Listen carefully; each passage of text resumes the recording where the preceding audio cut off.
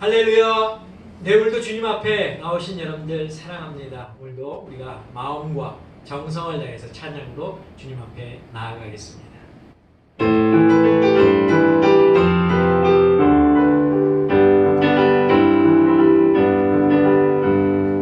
왕이신 하나님 높임을 받으소서.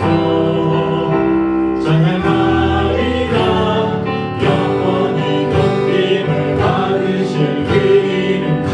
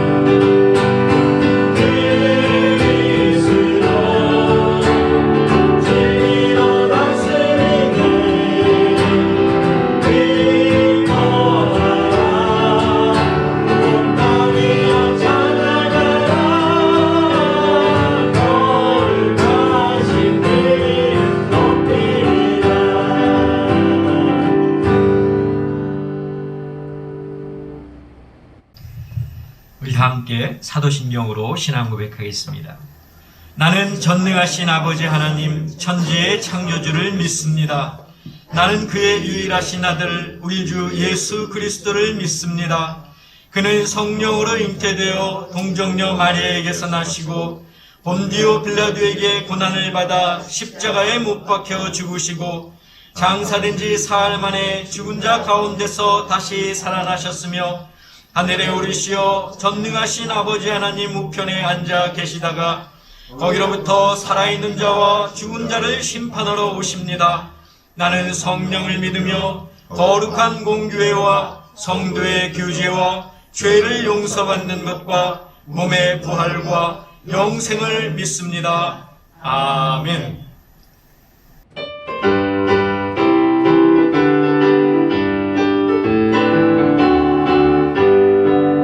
내 영혼의 끝없지 주 영광 찬란해. 이 세상 아무 빛보다 이 빛도 빛나네. 주의 영광 빛나신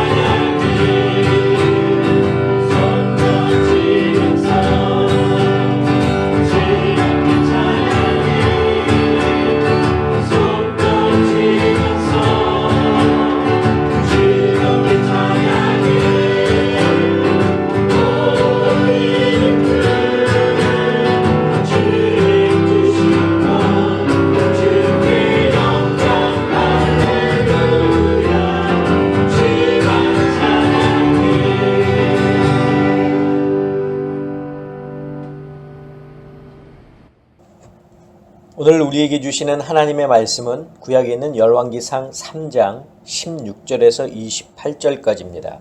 제가 봉독하겠습니다.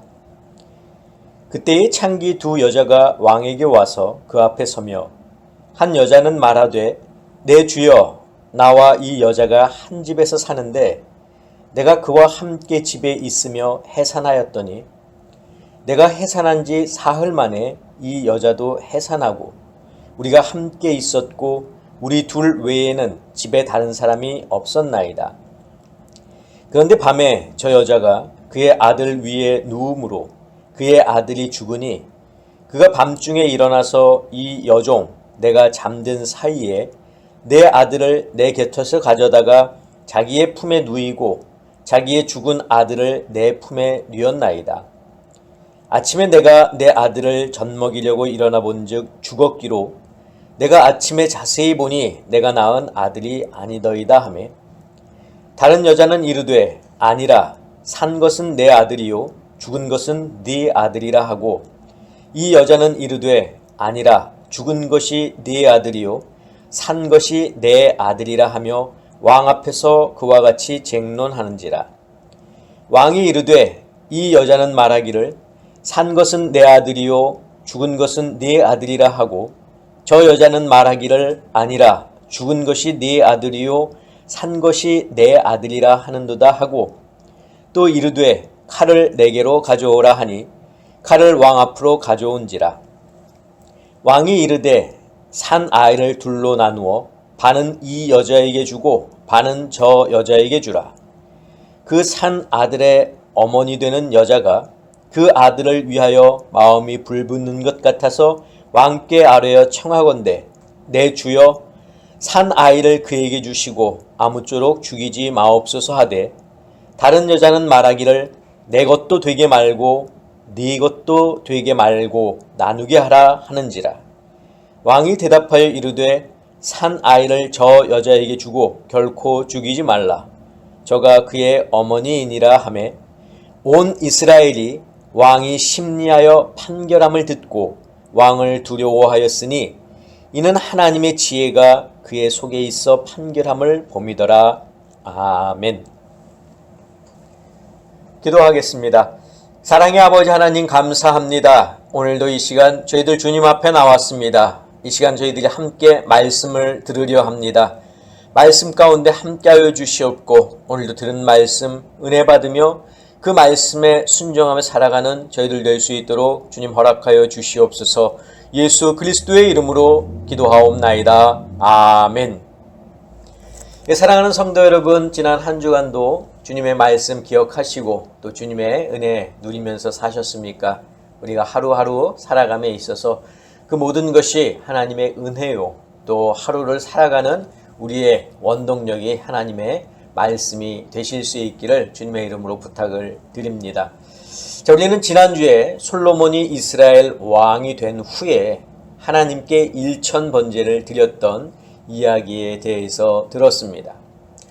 하루는 제사를 받으신 하나님께서 솔로몬에게 나타나셔서 내가 네게 무엇을 주기를 원하느냐 물으셨을 때 솔로몬은 자신의 부족함 또 겸손함으로 먼저 하나님 앞에 자신이 이스라엘의 왕이 될 수 있었던 것에 대해서 감사하였고 이어서 하나님께서 주신 백성들을 잘 재판할 수 있도록 듣는 마음과 또 선악을 잘 분별하게 해달라고 대답했습니다.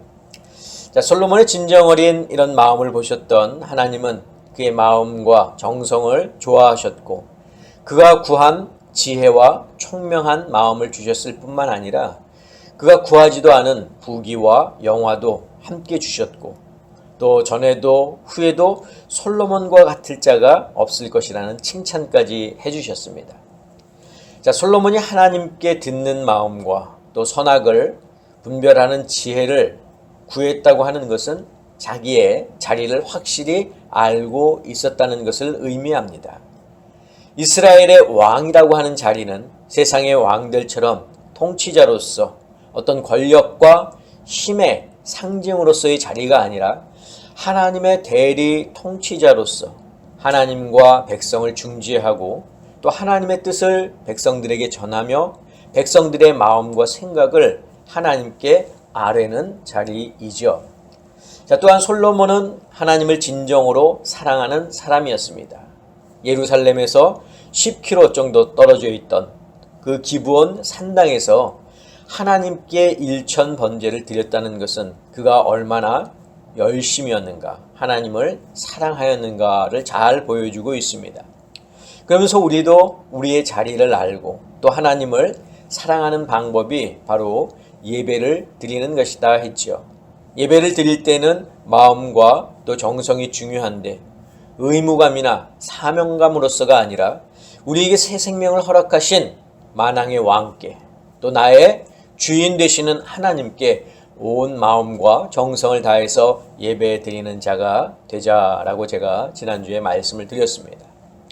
자, 오늘 본문은 우리가 너무나도 잘 아는 그런 이야기죠. 솔로몬의 명재판 이야기. 어렸을 때 주일학교 다닐 때부터 우리가 들어왔던 그런 내용의 말씀인데 제가 간단하게 다시 내용을 소개하자면 하루는 창녀 두 사람이 왕 앞에 섰습니다. 이 두 여자는 같은 집에 살았고 3일 간격으로 아들을 낳았습니다. 그런데 한 여인이 그만 실수로 자다가 아이를 깔아뭉개 죽이고 말았습니다. 그리고 다른 여인이 자고 있는 사이에 자기의 죽은 아이와 그 살아있는 아이를 바꿔치기에 했습니다. 자, 여인이 아이에게 젖을 주려고 일어나 보니까 아기가 죽어 있었고 자기의 아기가 아닌 것을 알았습니다.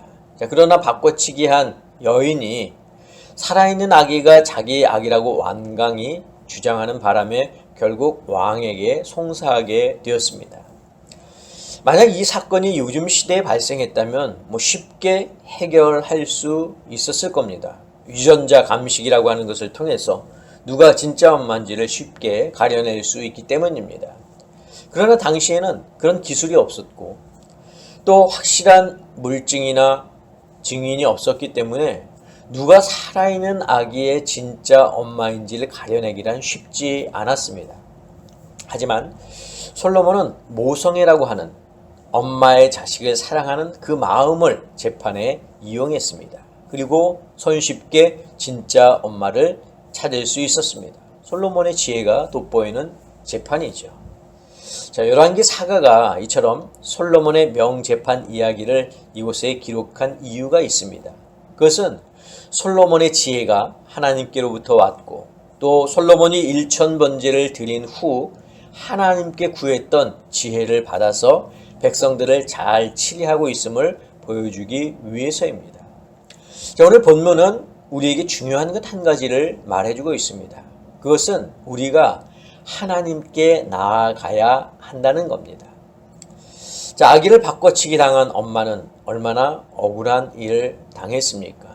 자기가 잠들어 있는 사이에 다른 여인이 와서 자기의 아기를 가로채고 죽은 아기를 자기 품에 두었지만 뚜렷한 증거가 없었기 때문에 누구에게 호소할 그럴 길이 없었습니다. 증인도 없었기 때문에 자기의 말을 들어줄 사람도 없었습니다. 이 여인이 할 수 있는 방법은 이 문제를 가지고 왕 앞에 나아가는 방법밖에는 없습니다. 왕이라면 자신의 억울한 문제를 풀어줄 것으로 생각했습니다.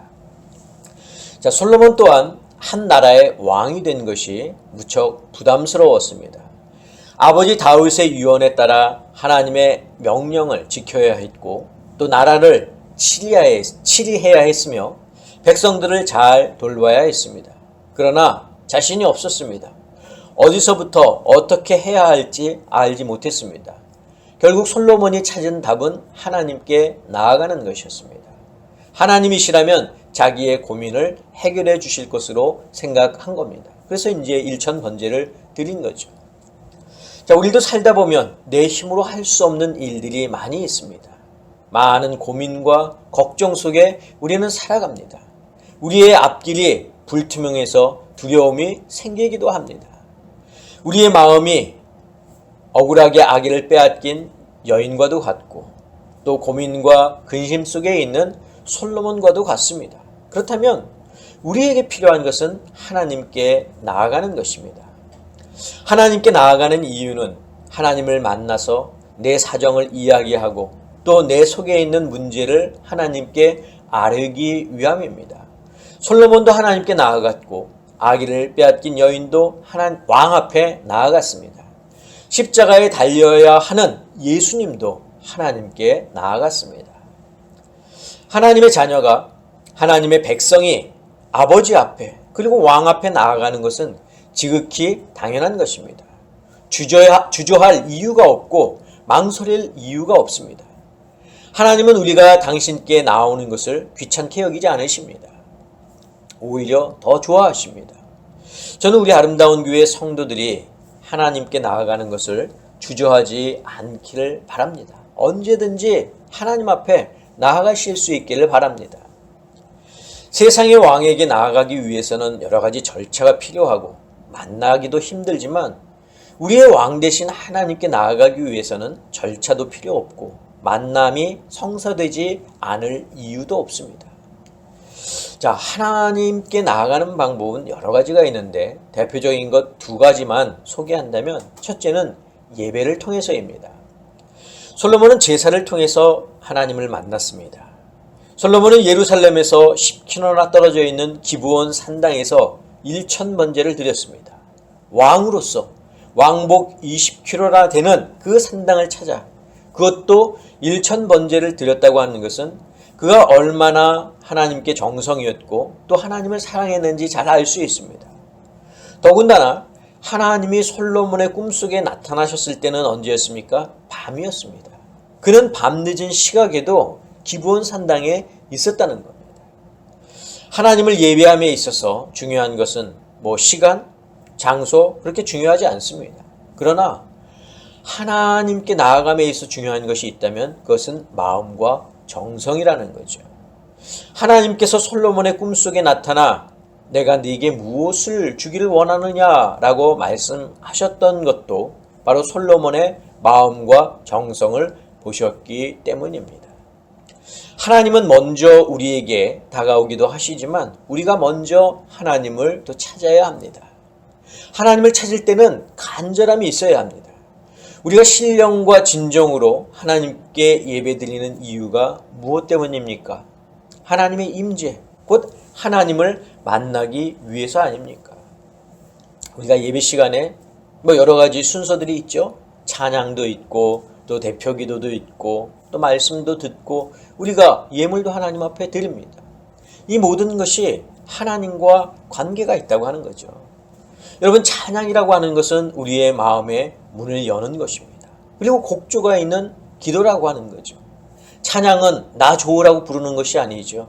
우리가 이 찬양을 통해서 우리의 닫혔던 그런 마음의 문을 열고 우리의 그런 곡조 있는 그런 기도로 하나님 앞에 나아가는 것입니다. 대표기도 또한 앞에 서서 기도하는 그 대표자가 우리의 사정을 다 모아서 하나님 앞에 아뢰는 겁니다. 또 말씀이라고 하는 것은 우리의 마음을 보셨던 그 하나님께서 이제는 목회자의 그런 입술을 통해서 성도들에게 주시는 그런 말씀 아닙니까? 하나님께서 간접적으로 또 직접적으로 주시는 말씀이 바로 이 설교를 통해서 주어진다는 거죠. 그리고 헌금이라고 하는 건 무엇입니까? 하나님에 대한 감사의 표현 아닙니까? 여러분, 예배는 내가 하나님 앞에 나아가는 겁니다. 하나님을 만나는 그런 귀한 시간이라는 거죠. 예배는 참관하는 게 아니죠. 앞에 찬양단이 찬양하는 것, 찬양단이 오늘 노래를 잘하는구나 못하는구나 이것을 판단하는 게 아니지 않습니까? 목사님의 또 목사의 어떤 그런 말씀을 듣고 이 말씀을 통해서 오늘 말씀은 좋았다 나빴다 이것을 평하는 것이 아니라 그 속에서 하나님이 내게 주시는 그 말씀을 우리가 발견하고 그 말씀을 받는 시간이라고 하는 거예요.